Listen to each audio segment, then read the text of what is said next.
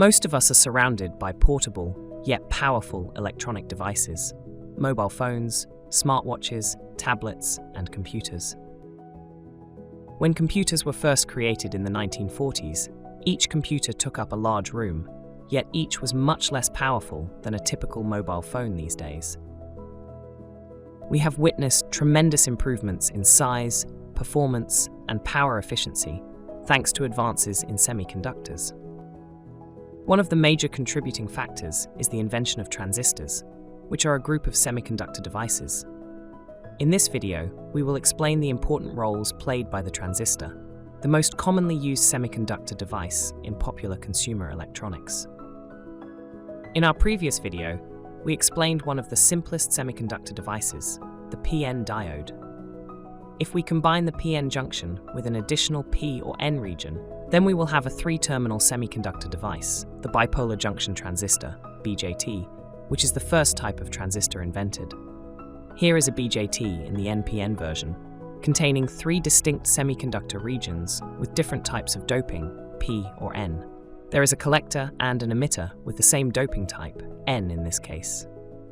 The middle region is the base of the transistor, which acts like a gate controlling flow of electrical charges from the collector to the emitter.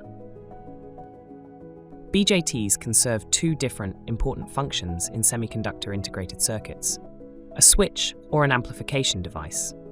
Switches enable logic gates, which are essential building blocks of integrated circuits. To operate the BJT as a switch, we apply an electrical current to the base, the gate, to control whether electrical charges can flow from the collector to the emitter. A large base current allows that, whereas a small or zero base current will block the flow. Apart from switching signals on and off in integrated circuits, BJTs can also amplify electrical signals. For example, we may wish to amplify a relatively weak electrical signal from a phone into a large enough electrical signal to drive a pair of loudspeakers. In response to a small change in the input signal, the base current, a BJT operated as an amplifier can produce a much larger change in the output signal, the collector current. Depending on the transistor type, the typical gain, the ratio of the output signal to the input signal, varies from 20 to 1000. The BJTs were the first type of transistors invented, but they have been joined by other types of transistors, mainly to address the disadvantages of BJTs, such as BJT's relatively higher power consumption. In modern integrated circuits, the dominant type of transistors are field effect transistors. A field effect transistor also has three terminals, but the electrical control signal for a field effect transistor is a voltage signal, instead of a current signal. This crucial switch means a significant reduction in power consumption when the field effect transistor is in its off mode. Among the various field effect transistors, metal oxide field effect transistor, MOSFET, is the most widely used. In a MOSFET, with an N channel in this example, there is a gate controlling a channel for flow of electrical charges from the source to the drain. Applying an appropriate voltage, a positive voltage, to the gate opens up the channel, allowing flow of electrical charges. MOSFETs with P channels are used too. Both types are used in complementary metal oxide semiconductor, CMOS technology, to form all kinds of logic gates in semiconductor integrated circuits. Here is the simplest CMOS inverter, a NOT gate formed by a pair of NMOS and PMOS. When the input is high, the NMOS turns on and pulls the output low, while the PMOS turns off. When the input is low, the PMOS turns on and pulls the output high, and the NMOS turns off. Regardless of the input state, only one of the transistors conducts. So static power consumption is small compared to using BJTs.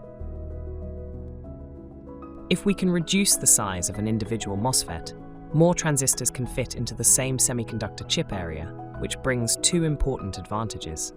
Firstly, we will reduce power consumption of the integrated circuits and the electronic devices using them, because the voltage to turn on the MOSFET is now smaller.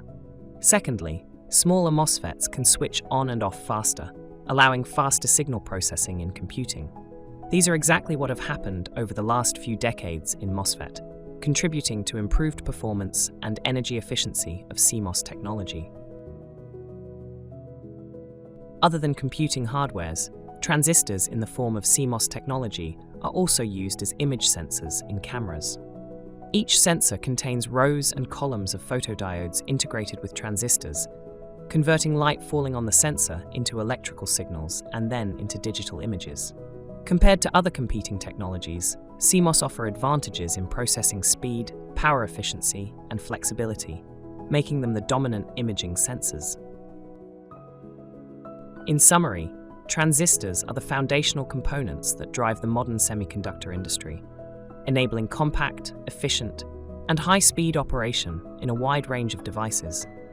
Transistors have fundamentally changed human society and will continue to be essential as with other aspects of semiconductor technology.